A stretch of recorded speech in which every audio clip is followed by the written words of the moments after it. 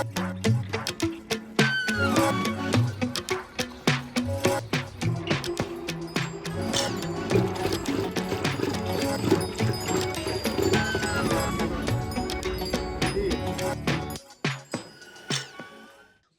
we talk about wrestling, Haryana takes the center stage. But in Greater Noida's Jamalpur village, a lesser known powerhouse is quietly making the mark. Hello and welcome to The Print. I'm Sagrika Kissu with my colleague Manisha Mondal, and right now I am in Daku Baba Akhada of Jamalpur village in Greater Noida that is home to over half a dozen wrestlers. And the village has recently celebrated a major feat. One of its own, Jonty Bhatti, has been selected in the Asian Games Championship. And right now, I am in Jonty's village, Jamalpur, to talk to the young blood here who say that Jonty's achievement and journey is an inspiration for them, and they have also joined the Akhada in Daku Temple to learn wrestling. आप में से कितने लोग Jonty को जानते हो? तो आप बोल रहे थे, आपका नाम? विशाल नागर।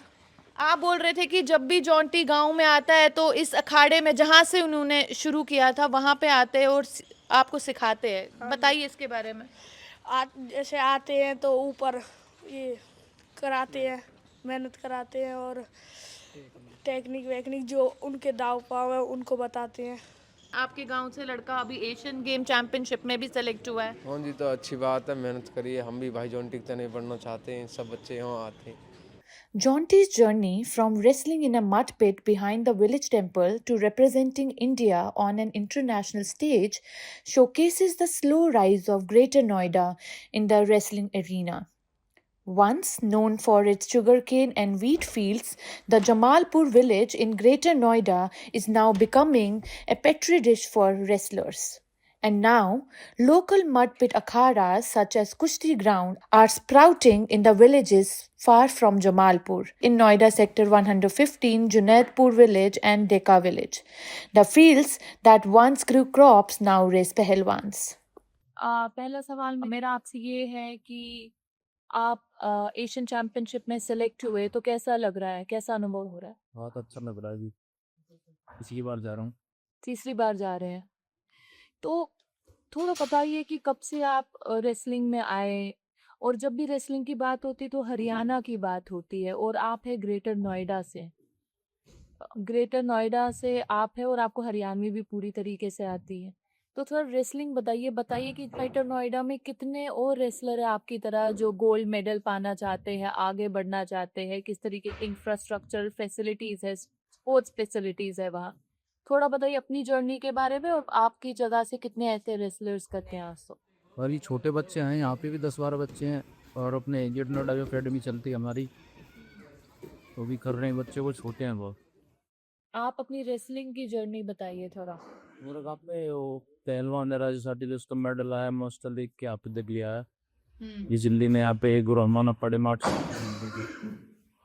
गाँव में मंदिर है, उसका खाड़ा करता है छोटा। वहाँ पे एक दिन घूमने के लिए गया था, वहाँ पे देखे बच्चे प्रैक्टिस कर रहे, और मैं भी चला गया दूसरे दिन। तो वहाँ पे 3-4 साल प्रैक्टिस की, हमने तेज वाली मिट्टी, तो 3-4 साल वहाँ पे थी, और उसके बाद यहाँ पे आए दिल्ली 8 साल हो गए। With Jonty's ascent, Greno is taking its claim, one bout at a time. Just 7 months ago, the first government wrestling ground opened in Greater Noida's Sector 37.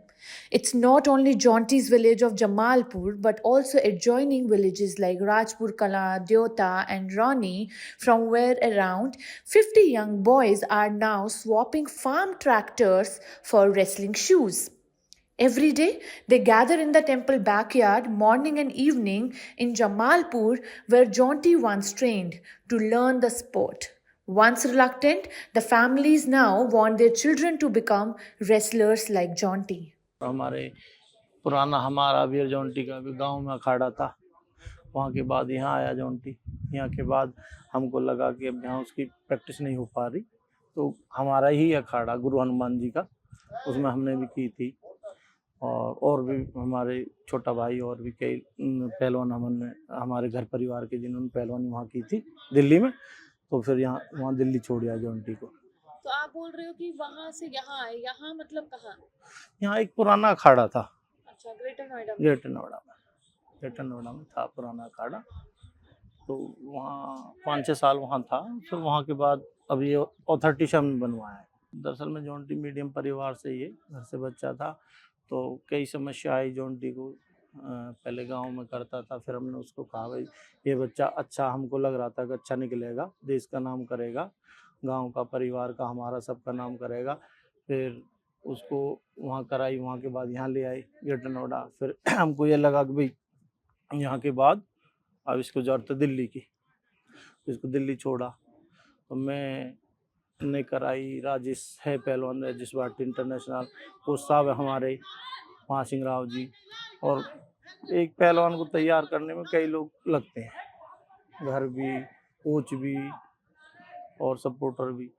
तो सबने मिल के लगा कि हमें जॉन्टी अच्छा करेगा, सबने मेहनत की। जॉन्टी ने अपनी तरफ से कोई कमी नहीं छोड़ी, वो लगातार मेडल दे रहा है इंटरनेशनल लेवल पे भी, और नेशनल में, राष्ट्रीय चैंपियनशिप, जितने भी खिताब हैं ज़्यादातर समय मेडल दे रहा वो। हमको लगा था कि ये लड़का ज़रूर कुछ ना कुछ देश के लिए करेगा। दरअसल में हम ऐसे ही खुले में रेसलिंग करते थे, ऊपर छत नहीं थी, बारिश होती थी तो प्रैक्टिस बंद थी, सर्दियों में प्रैक्टिस बंद थी, ओस पड़ने लगती थी। तो हम सीओ साहब थे नरेंद्र भूषण जी, उनके पास गए। पहले और भी थे, सीओ थे और थे, बहुत दिनों तक चक्कर काटा। फिर नरेंद्र भूषण जी ने कहा भाई चलो पहलवानों के लिए जरूरत है, कोई सेंटर है नहीं यहाँ पे शहर में, तो उन्होंने ये पास किया, इसको बनवाया। And Jonty's family are supporting him. Every morning, his elder brother Abhishek Bhatti boards a train from Dankor railway station in Greater Noida to New Delhi railway station. From there, he hops into a bus to reach Hanuman Akhada. All this to hand over homemade ghee, dahi, and milk to Jonty.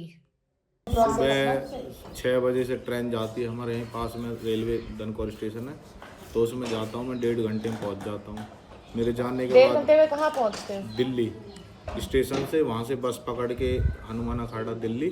उसके बाद मैं जाता हूँ, उसके बाद वो practice करता है, अपनी रखवाली में प्रैक्टिस करवा के खाना वाना खिला के फिर मैं जब आता हूँ 11 बजे। तो खुद अपने सामने खाना खिलवाते हो? यस, अपना बनाया जाता है खुद ही सारी चीज़, बादाम जूस, खाना बनता हो, दाल बनती है सुबह के टाइम तो बस, और रोटी। उसके बाद खाए के फिर वो सो जाता है, मैं इधर आ जाता हूँ अपने घर। तो कितने टाइम से आप ये कर रहे हैं? मैं 2 साल हो गई अभी तो जाते। हर रोज सुबह जाता और आना हर रोज? डेली। तो आपका भाई अभी एशियन चैंपियनशिप में फिर से सेलेक्ट हुआ है, और आपको इस सब के बारे में क्या कहना है? और फैमिली का जितना बड़ा इसमें योगदान है, मतलब हर रोज़ आपका सुबह पूरा परिवार लग जाता है, शाम से माँ घी बनाने में लग जाती है, पिताजी दूध निकल में लग जाते हैं, आप हर रोज़ 3-4 घंटे की जर्नी करते हो, तो इसके बारे में थोड़ा। पूरी फैमिली का ही सहयोग है, खाना भी बनता है तो फिर जल्दी उठना पड़ता है 2-3 घंटे पहले।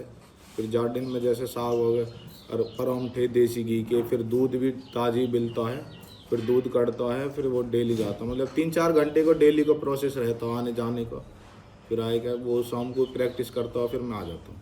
तो जब आप उसे मिलते हो तो क्या कहता है? जब खाना लेकर आते हो क्या बातें होती हैं? बातें कुछ नहीं होती, जो डिस्कस होता है कोई प्रैक्टिस के बारे में या कहीं कोई कुश्ती हुई हो उसके बारे में पूछते हैं कि भाई कैसा रहा, ऐसा क्यों हुई, तो फिर बताता है कि ऐसा ऐसा।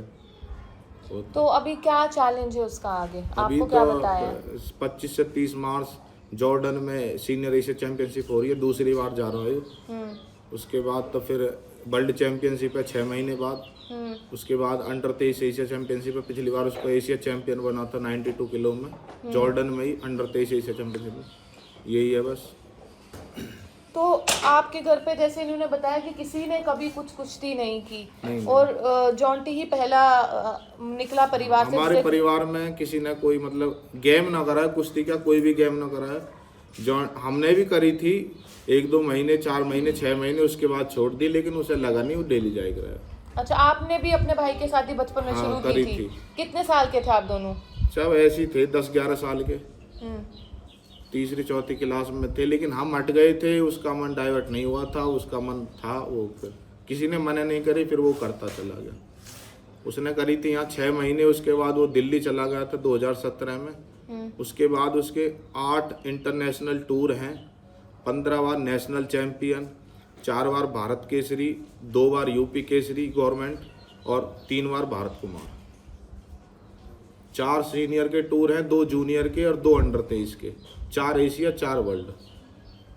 तो एक और बात बताइए मेरे को कि जब भी मैंने आपके पिताजी से भी ये सवाल पूछा था और मैं आपसे भी पूछ रही हूँ, जब भी हम पहलवानी की बात करते हैं, रेसलिंग की बात करते हैं, तो हमेशा जो हरियाणा को पूरा वो लाइमलाइट मिलता है हमेशा से।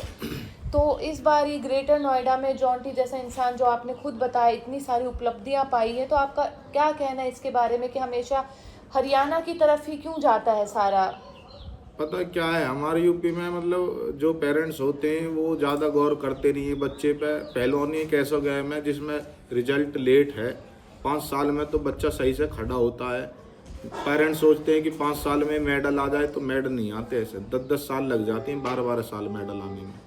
हरियाणा क्यों आगे है, क्योंकि जैसे मैं जाता हूँ, मैं भी उन्हीं को देख के जाता हूँ कि भाई अपने घर से दूध ले जाना है, घी ले जाना, दही ले जानी, क्योंकि रवि दहिया जितने भी ओलंपियन हैं सबके घर से अपने पेरेंट्स आते हैं, वो अपने सामने उनकी प्रैक्टिस कराते। तो उनसे ही मैंने सीख ली और फिर मैंने जाना स्टार्ट किया, तो उसका फिर रिजल्ट मिला। And whenever Jonty wrestles, the household drops everything and stays glued to their phone screens.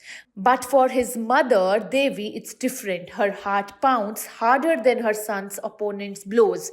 She mostly retreats to the temple on the shelf inside her home, praying for his victory. And when he's not playing, the family is milking cows, preparing fresh butter and curd for him.